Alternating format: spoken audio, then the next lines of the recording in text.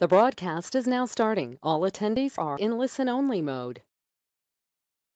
Well, good morning, good afternoon, good evening, wherever you are.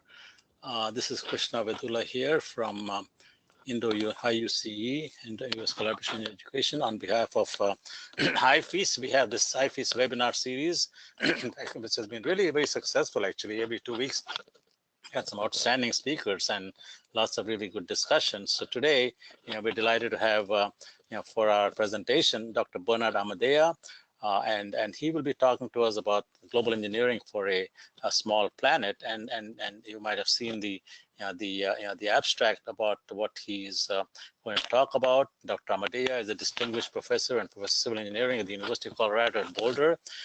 He received his PhD from the University of California. He's the founding director of the Martinson Center for Engineering for Developing Communities. He's also founding president of the Engineering Without Borders. Oops, sorry.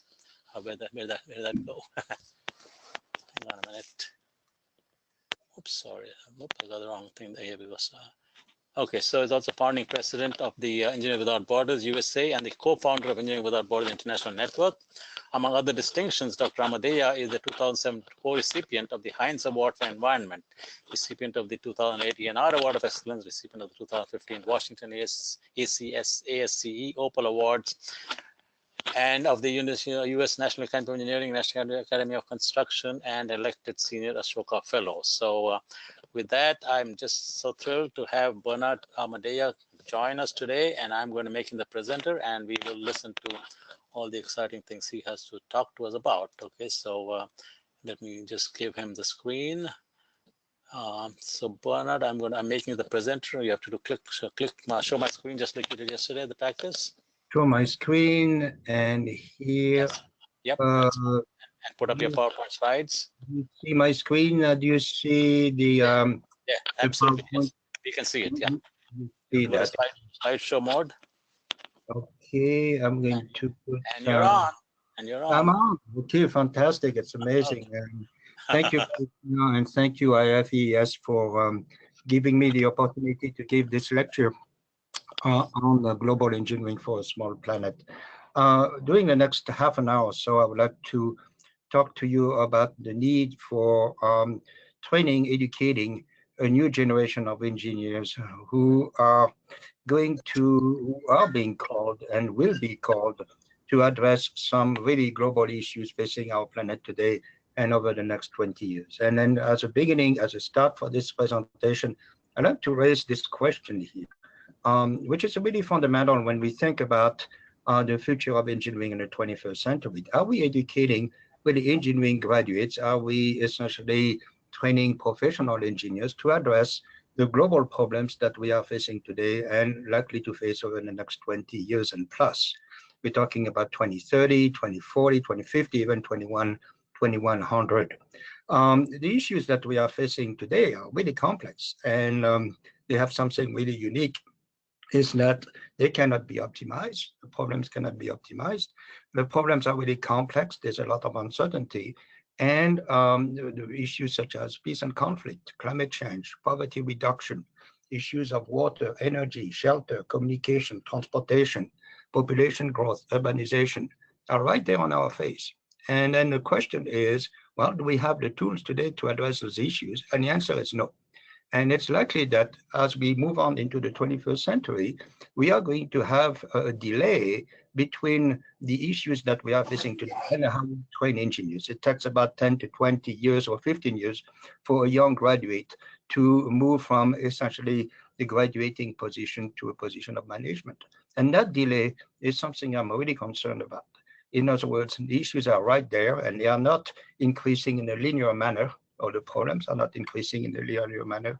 At the same time, we are also educating engineers who are lagging behind in terms of training and skills to address those global issues. And here are essentially an interesting diagram showing essentially by mid-century, by 2050, how much additional energy we will need compared to our situation today. And that's about 30 years from now, which is right around the corner. Water, 55% extra, food, an extra 60% to address essentially more customers essentially on our planet. So what's the role of how do we need to change engineering? We need to change engineering. There's no doubt about it. But what is the body of knowledge that we should have in educating engineers around the world to address those global issues? Again, these are global issues. There are core issues, whether you live in India, you are in Russia, you are in France, you're in Germany, or you're in the United States, Canada, or South America. These are global issues. We are interconnected, and we are part of a web of life, essentially, on our planet. And creating walls around the country does not help either, because we are interconnected. So question is, how do we do that? How do we educate those global engineers? I don't have, obviously, this morning a magic wand that will tell you what to do. I think that organizations like IFEES are really unique, as they bring together people, talent from all over the world, from the developed and developing world, essentially in trying to solve some global issues. So, so when we look at the problems that we are facing today, yes, there are some core issues that I mentioned earlier: urbanization, population growth, climate change. They are almost given anywhere around the world. But there are also some issues that are also specific to the context in which those issues are arising, and also they are scale specific. So we are going to ask essentially engineers in the 21st century to address problems at the scale that is shown here, which is 10 million Facebook users connections. They're essentially at a given time during the year. This is a global world. If you're not convinced that we are living in a global world, look at this type of network. So we're going to ask engineers to work at that scale. We're going to ask engineers to work also at the small scale. And that's where my interest has been over the past, I would say, 20 years, at the village level, at the community level. Again, same issues of water, energy, land, food, human rights, women's rights, climate change, and so on, but at a much smaller scale. And that's the scale that has been of interest to me. This is a village in Belize that really helped start the project with Engineers Without Borders USA. Small village in Belize about 20 years ago, yeah, give or take, right around the corner there, where 250 people living in substandard conditions. Mayan Indians, not connected to any network, whether it was electricity and water or what have you there, and in the middle of the jungle. So what really changed my life was essentially a little girl that is shown on the bottom left of this slide. That little girl, I was told, her job was to carry water from the river behind those homes there to the village, back and forth, pretty much all day long. That's about 20 years ago now. She's must be in her 30s. But what's interesting is that people told me, hey, you are a civil engineer. Can you do something about the well-being of that little girl? And that's what really started Engineers Without Borders USA, and the essentially added to the existing, well, to the various groups of Engineers Without Borders International. The problem was presented to me not from a technical point of view, but it was presented to me from a humanitarian point of view. And that really threw me off at the time, because I had been taught, and I was teaching how to address problems at the technical point of view only. And here, the problem was presented to me more from a humanitarian point of view. I think I want to really emphasize that as engineers, our role is to be a role of service. And a role of service to improve the livelihood of people anywhere on our planet, whether we are mechanical engineers, civil engineers, industrial engineers, I don't care. Our primary mission, in my opinion, is to do well by doing good, and also to be essentially to be of service. So that little girl really led to a big change in my life. That's when we started Engineers Without Borders USA with about 12 students. Some of them are shown here. But what it was interesting at the time is when I questioned the students about why are you interested in such type of project, they told me right away, we want meaningful engineering. And so I asked them, how come you don't get meaningful engineering education in the classroom? And they say no. And that really surprised me. And they told me essentially a funny joke that I use all the time. They told me, you know, we are tired of doing those problems at the end of chapter 5 or chapter 6 or chapter 7 at the end of the book, because those problems are not real problems. Those problems are fake problems where you have a definite solution and you get the answer, you get an A, you don't get the answer, you get an F and something in between depending on the instructor. Life is not like that. Show me a problem out there that has an A or an F or grades in between. So the students were really interested in essentially rediscovering engineering from a different perspective. Yes, we need students to take basic skills, to acquire basic skills in terms of taking classes in strengths and materials and so on. But we also need to show them how those how that information, the skills, that knowledge is used in practice. And that was really what really launched Engineers Without Borders USA, and the rest is history. So it really changed my life, and really was at that time. I was really, and still today, interesting in addressing what I would call development engineering. So essentially engineering for development, and that's another term, whatever that means, but essentially trying to focus on the needs of 2 to 3 billion people whose job is to try to stay alive by the end of the day, rather than doing large infrastructure. So that has been my kind of interest over the past 20 years, and more recently become more and more interested in the subset of that group there working in refugee camps, which is another type of dynamic engineering in refugee camps or for refugee camps or with refugee camps. I think I don't want to spend time discussing that. Bottom line is, how do we improve their life and keep people alive in very critical conditions around the world? So when we look at the challenges that we are facing today, as engineers, we are contributing to the needs of the developed world, to the emerging markets and the developing world. That don't get me wrong here, I don't like the term developed and developing. I'm using those terms because the World Bank is using them. In my opinion, we are all developing, some in different ways. So whether you are in India or you're in China, you are in United States or in South America, we are all developing in different contexts and at different scale. But if we look at the big picture, we can see that engineers will contribute to the needs of the developed world at the top there. Again, the developing world can be at the top too if you want.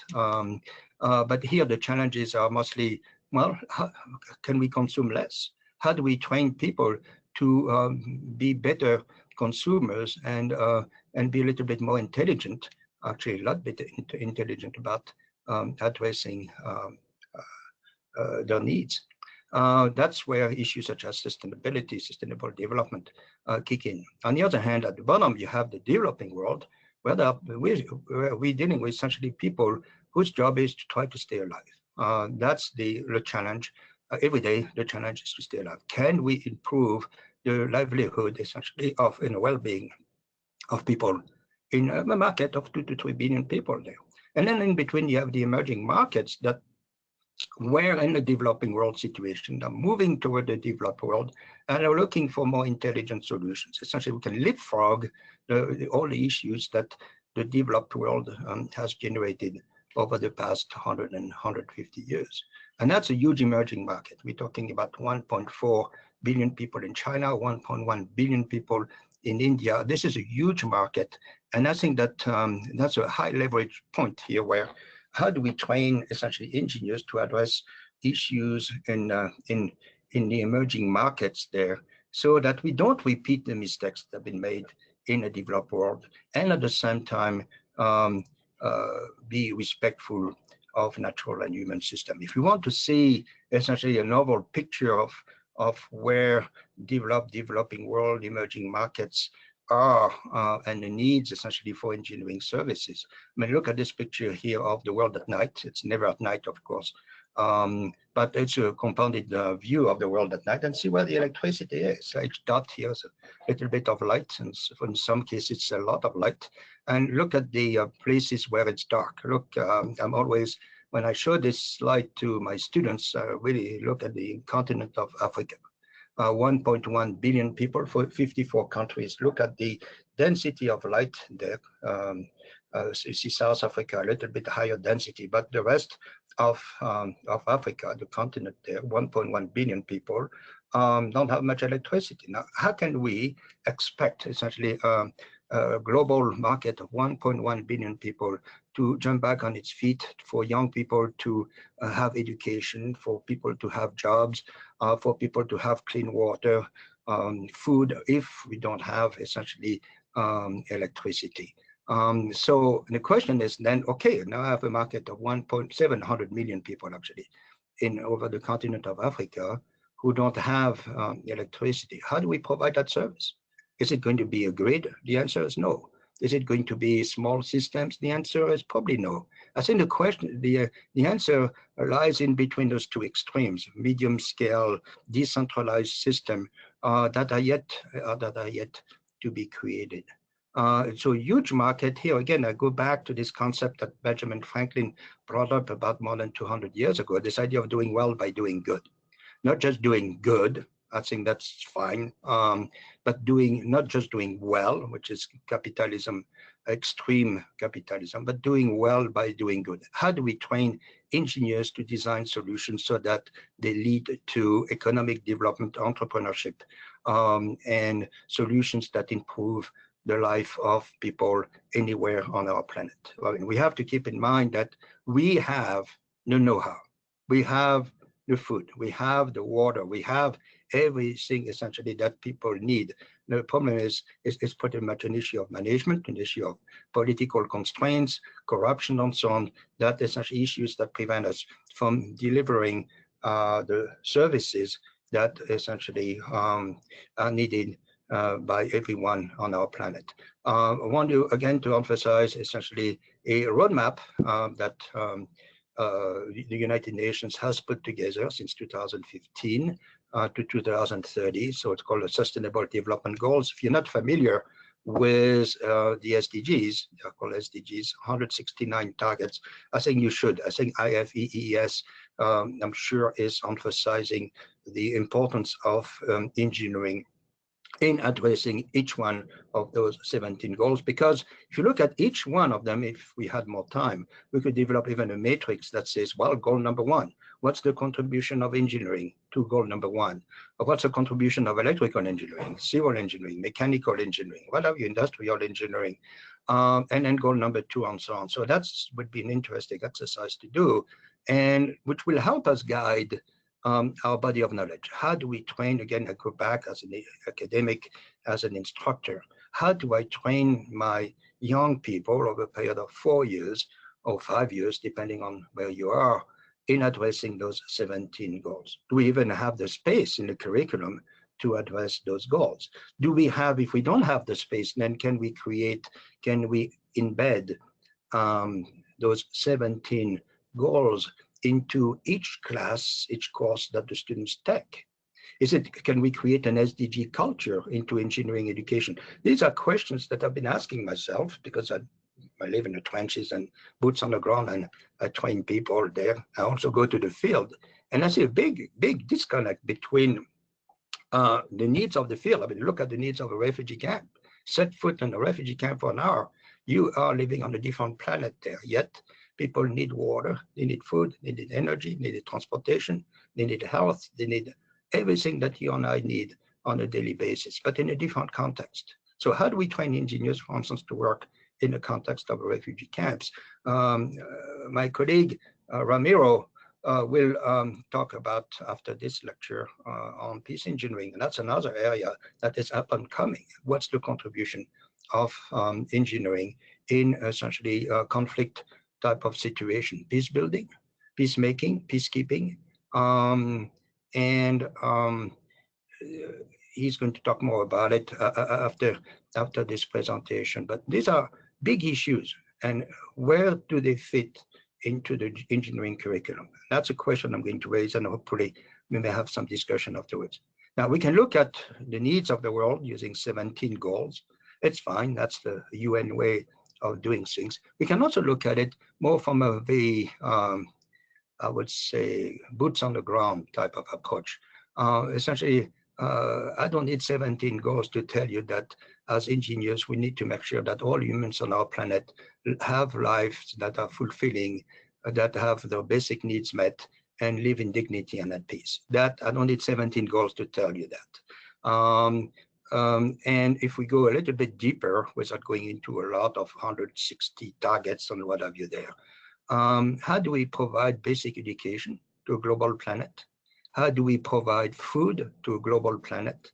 How do we provide energy to a global planet? How do we provide water, safe water to drink to a global planet? And how do we communicate and connect in a global community? Communication and connection there, these are things that are becoming extremely important today. And I know that some big companies are interested in developing a network of communication and connection around the world with small satellites. That was listening to a presentation yesterday. So when people are connected, they are becoming aware. And to a certain extent, that's what my presentation today is, not come up with definite solutions to very complex problems, but to create awareness. And I think that I would expect engineering organizations, worldwide organizations, to create that awareness, because we all know well that when we are aware, we can do something. It's when we are not aware that it is actually quite dangerous. So the call to action here, this is a call to action, not just a bunch of words, is how do we create a new generation of global engineers for the 21st century? And how do we do it now? In fact, we should have done it about 20 years ago already. So where engineers are not just providers of technical solutions. That's the traditional way of looking at engineering. Tech, you live in a cubicle to crank up equations. That's far from the truth. Yes, we need people who do design and in cubicles around the world. We need them, but we also need engineers who are can step out of their disciplines, work across essentially borders, or work across contexts and at different scales. So we're talking about peacemakers, social entrepreneurs, and change makers. So the issue of the global engineer of the 21st century has been on the docket for a long time. This is, I think, another some recommendations provided by National Academy of Engineering and the American Society of Civil Engineers of the Global Engineer of 2020. Now, 2020 is just a few months from now. And have we reached that? The answer is no. So maybe it's time to push 2020 to 2040 and 2050 or to whenever. But having said that, these bullets here on this slide provide us guidelines, essentially. There's no such thing as a perfect global citizen engineer, but should we take those recommendations seriously? The answer is yes. And the constraints, this is an optimization problem there, because we only have 4 years or 5 years to train engineers. So we can provide them with skills and knowledge, but we also need to communicate with them that once they get a piece of paper saying that they can practice engineering, it's not over yet. It's a lifelong education. So lifelong 4-year education, 5-year education, 6-year education, a lifelong education. Keep in mind that teaching introduction to design to some young people this semester, I tell them some of them will live until the 22nd century. Whoa. That's a heck of a perspective. Some people will still be alive at the age of maybe 100 years from now, even less than that, 80 years from now. Someone who is 18 will be 98, pretty much in 2100. That person will have experienced a lot of changes, which we cannot even comprehend yet. I mean, I also tell them that as engineers, they will be using tools that have not been invented yet. So how do we train today engineers who are going to practice engineering until about 2075, 2080, where all the issues that we talked about before are going to be at play? So that's obviously a big question, and I wish we had an answer to that. But we need to get moving. Even though we don't have an answer to that, we need to get moving and address those attributes. To me, I'm going to simplify my recommendation is to go from depth type of education to breadth and depth type of education. Yes, we need engineers who need to have depth in their expertise. They need to have expertise, but we also need to have breadth. That breadth there, the horizontal component, in my opinion, is non-engineering. It's about sociology, it's about geography, it's about anthropology, it's about cultures, it's about understanding that in a global context, the horizontal component of the T, so it's a T type of education on the right versus an I type of education on the left. The T type of education there is what is really needed. What do we put in that horizontal component of the T? Anything but technology, in my opinion. It has to be about culture. It has to be about people. It has to be about the environment. That's where sustainability would go. It's about peace. But we keep the vertical component of depth because that's important. We still need engineers who know about engineering. But it's a little bit more than just knowing about technology. It's technology with a human face. What is the impact of technology on the environment? What's the impact of technology on people? And again, I go back to that same question: how do we integrate that type of knowledge and education into a curriculum that is already full over a period of 4 or 5 years? So basic guidelines about, at least that I think we should integrate into engineering education.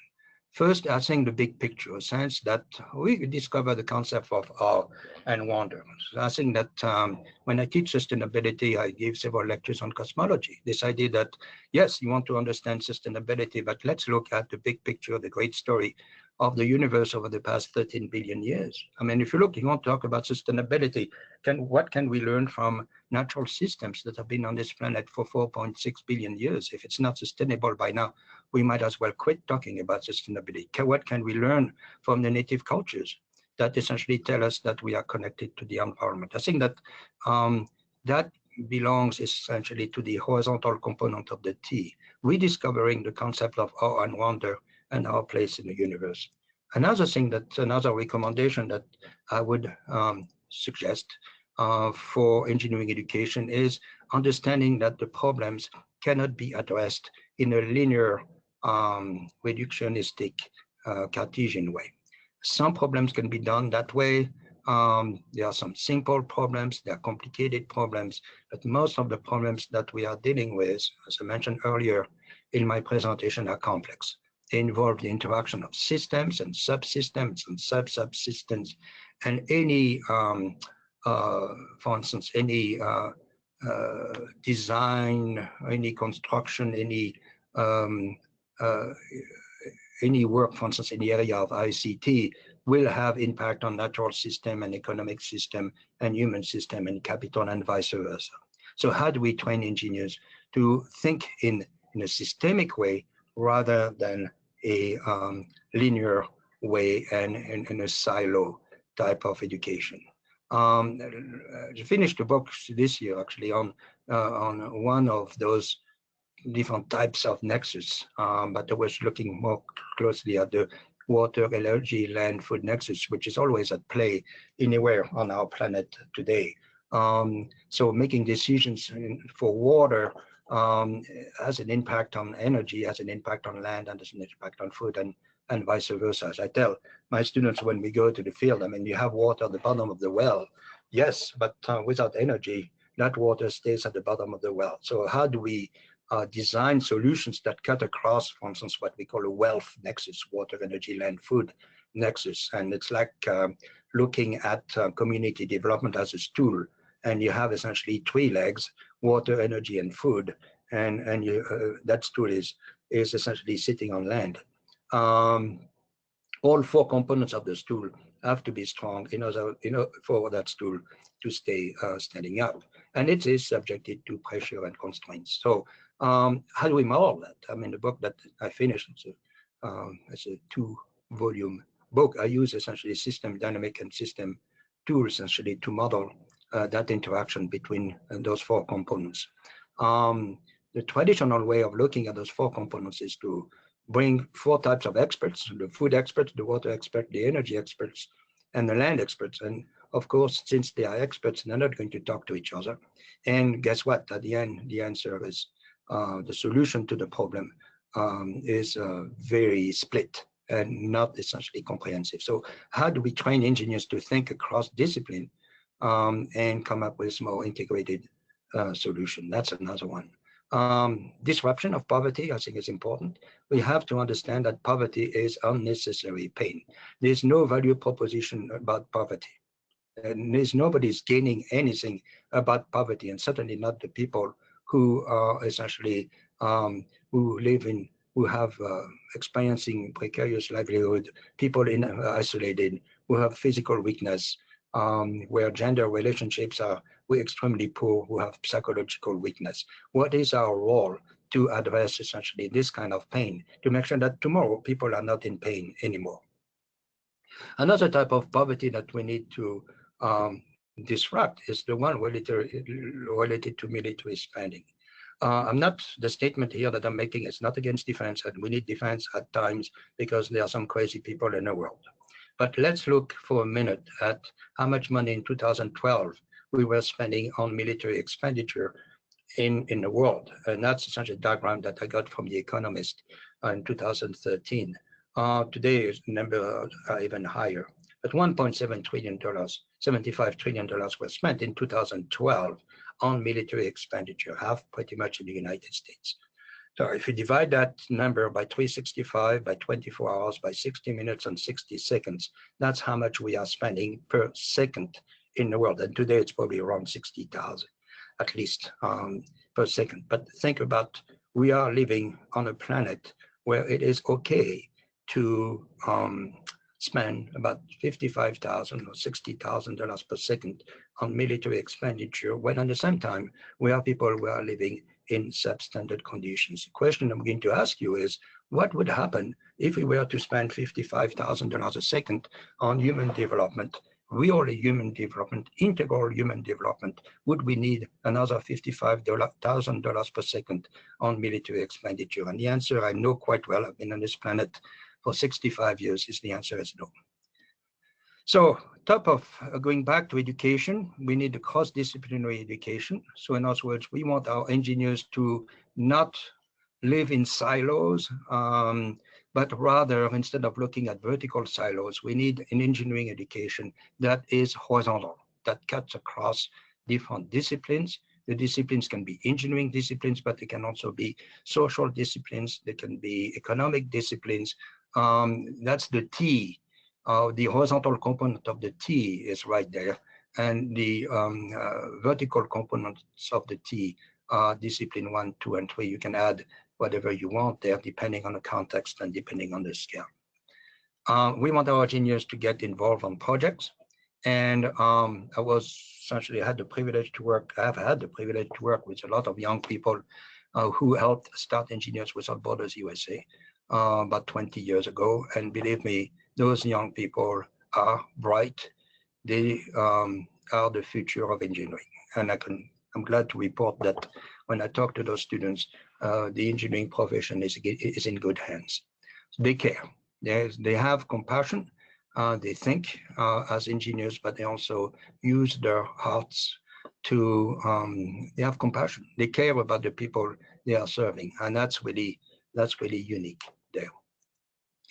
Innovation, I'm almost done. Innovation in emerging markets, that's the research and development. That's a huge area. I mentioned earlier this idea of doing well by doing good. I use different examples here, but you can add your examples you want. That handheld EKG that was developed in India by a young man who didn't have a degree. And portable EKG, I've seen $800 per unit, $500 I've seen at time. But that gentleman, super creative. How come that person is not in engineering school? Maybe he should not be in engineering school, because if he had been in engineering school, he would not have been as creative. When think about it that way. But handheld EKG, capable of essentially delivering an EKG, $1 per patient. I mean, find me, at least in Western world, a place where you can get an EKG for $1 per patient. You can't. So in fact, that person was so innovative that GE called his work disruptive innovation. And what we need today is more disruptive innovation. Another type of disruptive innovation is what Tata has developed, the water filter. $22 initial investment, too high, still too high. The Drinkable book, that's another one that I became interested in. It's a book that you have in the bottom right there. Each page essentially kills bacteria. Imagine a coffee filter or a tea filter, but impregnated with essentially colloidal silver, and has up to 1 month to its 100 liters of water. The world is full of problems like this related to water, energy, food, transportation, telecommunication, whatever you want, health. Huge opportunity for creativity. How do we get our students to express that creativity in a classroom, in a lab, in creating small businesses and so on? I remember being in Islamabad one time and visiting one of the universities when I was science envoy to Pakistan, and visiting the incubation lab. Whoa, a building related, just dedicated to incubation, and where young people essentially across campus have been asked to come up with innovative ideas on how to improve the livelihood of people in Pakistan or around the world. And what the university does is to take the 20 best ideas and essentially cultivate those 20 best ideas. And at the end of 4 years, the 10 best ideas are taken by industry, and young people have created a business. Can we do that? In fact, when I left Islamabad, I went back to the University of Colorado, where I teach, and I said, where is the incubation lab on campus? I could not find one. So keep in mind, for all of you who are listening there, instructors, educators, when you teach a class on your campus, I have a campus of 30,000 people here where I live, where I work every day. I can tell you that every day there are 30,000 creative ideas walking on campus every day. How do I tap into those 30,000 creative ideas? Some of them are better than others. It's not me to judge. But the point is, there's abundance rather than scarcity. And therefore, how do we tap into the creativity of our young people today so that they can change the world yesterday and tomorrow? So I just kind of, my last slide, and I'll be glad to answer some questions if you have some, is that we really need to change the mindset that has been essentially in place for about 100, 150 years. This idea of developed versus developing world, this idea of, we need making greed is better than anything else. All that stuff, essentially, all those basic, the mindset of education, put them into a boot camp for 4 years and expect them to solve some global problems. That mindset does not work. We know that. And repeating the mindset, as they say, and expecting the same mindset and expecting a different outcome is called insanity, right? So are we becoming more and more insane in engineering, in expecting our students to come up with innovative solutions if we don't cultivate that creativity and innovation in the classroom? And the education, as I mentioned earlier, is not just about 4-year education. How do we prepare our students, our young people, for lifelong learning? And the last question is, how do we educate the educators who have been educated in the old mindset so that they can essentially be proactive and create a new generation of change makers? Thank you. Wow. Bernard Armadea, I am just blown away. It's such a powerful presentation. And I'm sure that a lot of, about 50 people are here listening, really rapt attention. And I know that many of them will have comments and discussion will happen. Perhaps we can start with Hans and Ramiro to start with, and then we'll go on to some of the other folks who are here, like Elsie and others who have been regular attendees at these events. So let's have some discussion which will move us in the right direction with your brilliant analysis of how to do that. So Hans, you want to chat a little bit about that? Hans, Ramiro? Amadeus, let me just thank you for a very, very thoughtful presentation. And I look forward to be able to use some of your creative slides that you shared. Just a couple of comments. As you know, I'm a cultural anthropologist who worked in development for over 30 years in the poorest places in the world. And what you're raising to me, being in, obviously as an academic environment, how do you, and I love your breadth, depth chart there, build linkages in which anthropologists and psychologists and other disciplines really talk to engineers and vice versa. What I see is cultures globally of faculties are isolated. They don't talk. There are exceptions, of course, per se. To me, being part of the academic environment at this particular moment is one. The other, just final comment here, and I know there'll be other comments, is what I'm finding radically absent is the understanding of engineers of how do you work with local community structures, the NGOs, the local structures. They have no clue that they exist and that their students must be inserted and understand those, not just be there for 1 week, much deeper, longer periods of time. So that's a whole reality per se that is deeply understood, and it's shown in some of your slides that touches upon it. Let me stop right here. Thank you again, Bernard. Very thoughtful. No, thank you. I mean, it's really that T type of education is like, development anthropology. There's so much in there. And what you said that the academics are isolated, we're even isolated in engineering academics. I mean, how often do I talk to the people next door to my office? We don't talk. And because academics is essentially focusing on publishing and perishing, when the rest of the world essentially is facing some global issues. Ramiro, jump in. Thank you, Bernard. I resonate 100% with his presentation. I have the honor to be working very closely with him under Peace Engineering. And so I just want to congratulate him for his presentation. And I want to leave the time to other people to ask questions. Thank you, Bernard. Okay. Great. So yeah, open to everybody else who's here, 50 people or so. And in the meantime, let me reassure you that the recording of this presentation will be made available. And hopefully, if you're willing to share the slides, if you can send me a copy of the slides, I can give it to those who ask for it. But the recording will be available freely to anybody who wants to be with us. So Elsie, I'm going to let you speak for yourself. You've given me a big text message, but I'll let you speak for yourself. Go ahead, Elsie. Okay, great. Thank you. Thank you. Hello, Bernard. How are you? Hello. It was, hi. It was almost a year ago when we met at the Peace Engineering Conference. And then as now, you have set the platform of the challenge and the opportunity that is so inspiring. And, in the past year, in fact, representing, if I can, at least right now, the business community and the financial community's perspective on this, there's been a very significant shift in the way that Wall Street, for example, is demanding that boards of companies and leaders of companies take into account their impact on the web of life. And we're seeing that even CEOs like Jeff Bezos are being knocked off the Harvard's most admired list of CEOs because now Harvard is including criteria that measure a CEO's impact on environment, social, and government issues.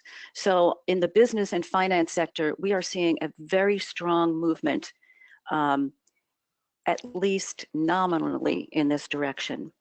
And of course, the next challenge is how do the MBAs get trained so that their objective, like you say, for engineers, is to enhance the well-being of life instead of to concentrate wealth.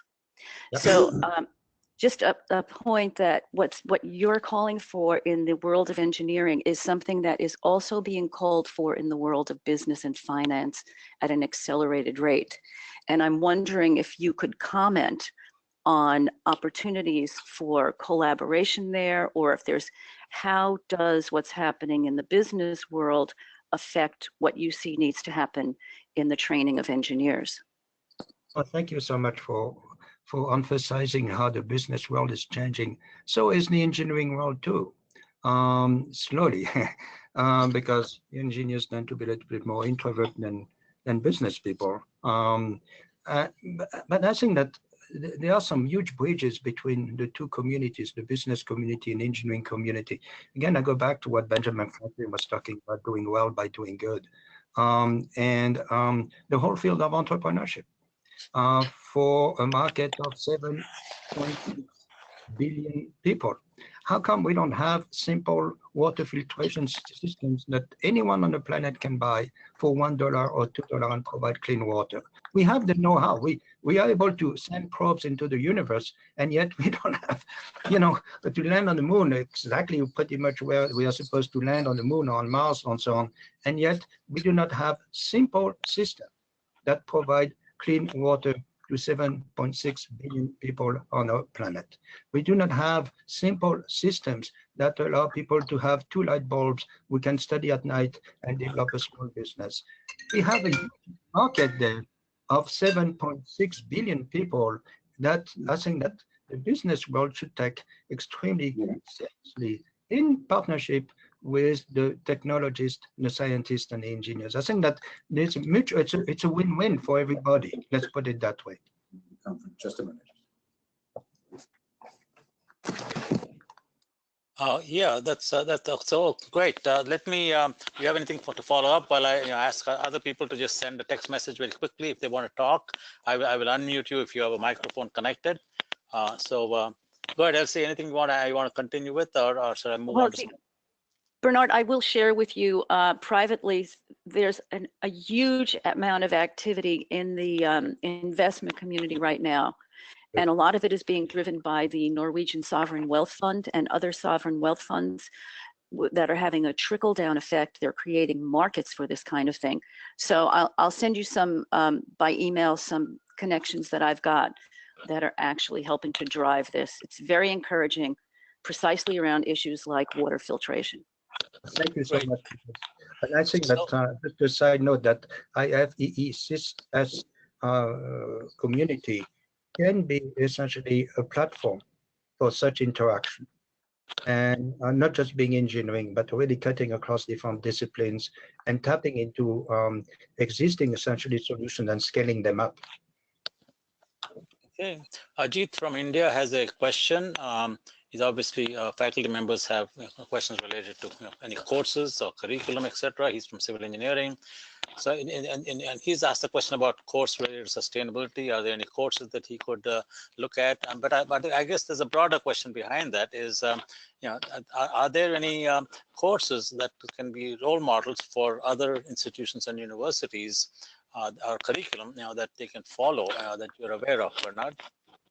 Well, yes, I mean, I'll be glad to share. My classes are not role models. It's just I've tried to teach sustainability for years in a row. But maybe it's one thing. I think we need to think open source. Open source in terms of could we have a place on the IFEES maybe website where we can share our material. We can share our stuff. I mean, you asked me about my PowerPoint presentation. Please use it. I mean, you copy anything you want out of it, because number one, those ideas came from reading other people's ideas, and we are a network here. We are a web, right? A web of intelligent people who want to make the world a better place. We need to drop off our egos and share what we have. I think it's open source education in sustainability, open source education in engineering. Please, I'll be glad to share everything I have and use that stuff. You don't have to credit me for that, because it's open source. We're all connected, right? Remember that slide, we are connected. It's a 13.1 billion year experience in web connection. And we need to walk the talk there if we really want to change the world. I think that's a great idea. Bernard, maybe we'll take you up on the offer, perhaps. What do you think, Hans and Ramiro? Shall we start a place on the IUC or IFEES website where you start collecting materials like this on what faculty can use for curriculum and courses in the area of sustainability in different fields? I think it makes a lot of sense without going to details. Let's explore that. Absolutely. Thank you for that. Let's start with what Dr. Amadea has offered. Bernard, this is something that we'll be meeting tomorrow with Bernard and the group. And this is something that I wanted to bring up, but I'm glad that the issue was brought. We're going to build on ISTEC's 29 years of experience of developing and curating digital content. Yep. So this is something that we want to put on the table, and we can maybe tie it up to IFEES. So ISTEC's collection right now is ranked 24th in the world. We have all the knowledge to certify, protect the content too, because right now we have to we have to be aware of cybersecurity issues and all that. So this is something that we will talk this week, and then something that I will bring to IFEES executive board next week in India. But this is pretty much what we were talking about, adding digital content. It could be courses, it could be videos, it could be games, it could be anything. And it's open source. ISTEC is a founding member of the open source community. So we are in the directory of that. So I think we can do something, and we'll talk more about it too, Bernard. Let me add one more thing, right? Yeah. Right now, I gave a lecture to 50 of you. You are all over the planet. Imagine I had given that lecture to 50 classrooms around the world today. We could have done it. Yes. So yes. in fact, we can go as far as saying, imagine all of us through the auspices of IFEES, we would teach courses on sustainability. One week, an instructor in India will teach the lecture. Yeah. Next week, someone from Holland will teach the lecture. And our students would sit live together and work on projects on the side that could benefit the entire planet. We can do it. We just did it during the past 50 minutes. Yeah, that's perfect. I mean, if it was imagine if each of these connections, we had 50 classrooms at the other end, and being shown in a class of 100 students each.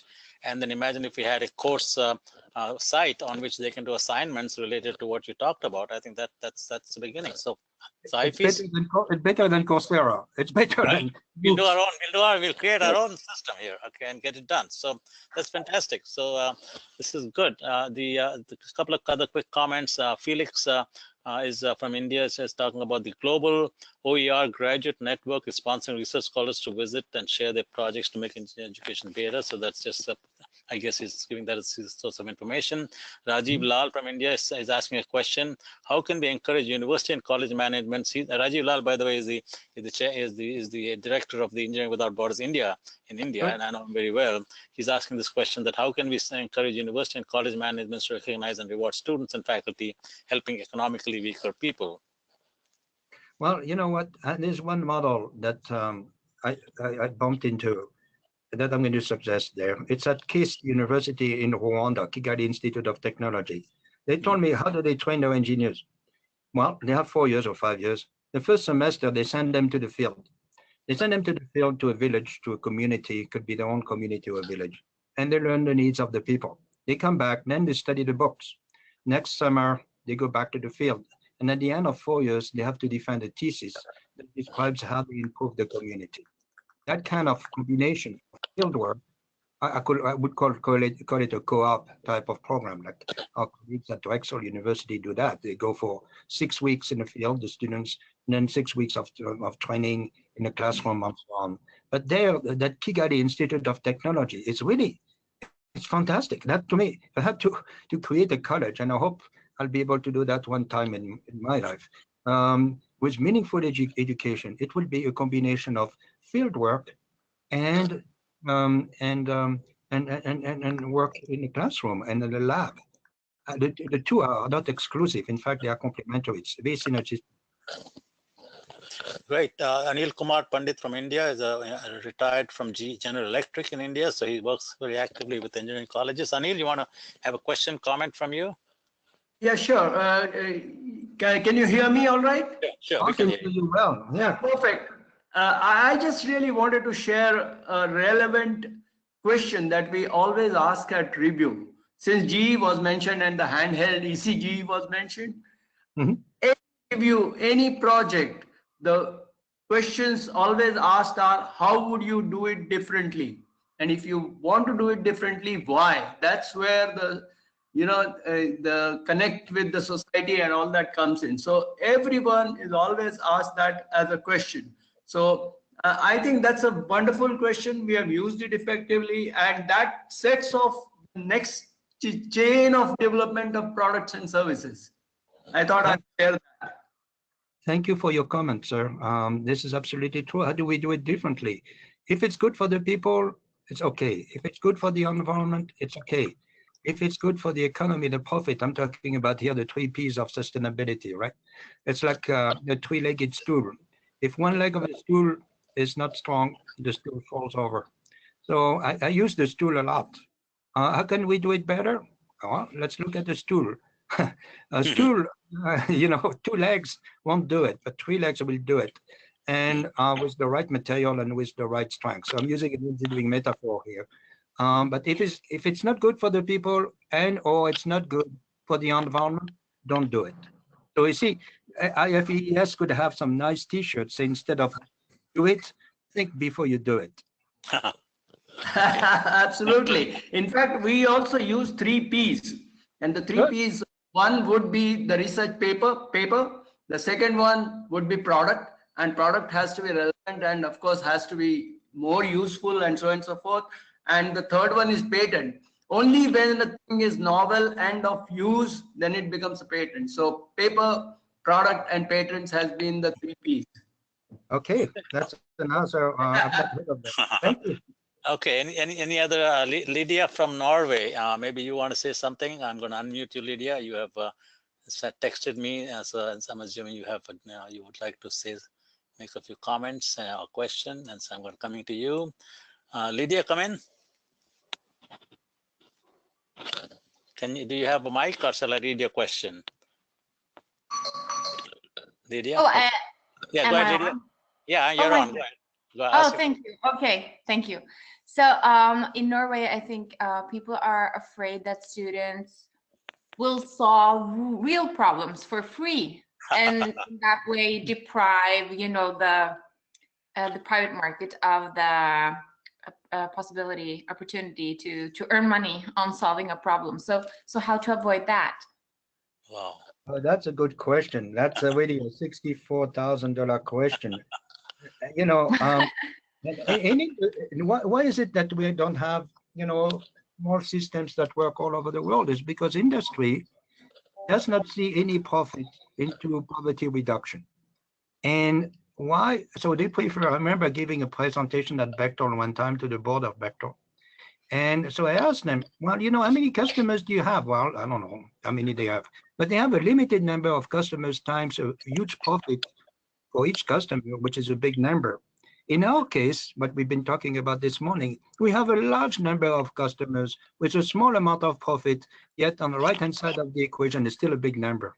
So I think it's time to get rid of poverty reduction and replace it by wealth enhancement. And this idea of doing well by doing good and improving the wealth that people have when they are born as human beings on this planet. The wealth that is not necessarily in terms of money, but in terms of creativity, in terms of loving, in terms of compassion. That wealth is unique. And so it's investing in wealth, in human wealth, not necessarily in money. But money trickles down. If you do well by doing good, you're going to get money. You're going to have some profit. And that profit can be returned into economic development and improving people's lives. I think it's to me, that's the way I look at it. I don't look at it as scarcity. I look at it as abundance. Fantastic. On that note, it might be a good time to sign off. And I really thank you, Bernard Amadea, for your fantastic, inspirational webinar. And I think you have really got something going. And I personally will get involved with IFEES to make sure that we're starting with what you have to offer initially in the course of sustainability. Put that on the website to start with, and then slowly snowball it to get more and more people to absolutely join. Take one person started. Thank you all. Okay, you have a great day. Good evening. Thank you, everybody. Thank you, Bernard. Thank you, everybody. Bye-bye. Bye. Bye.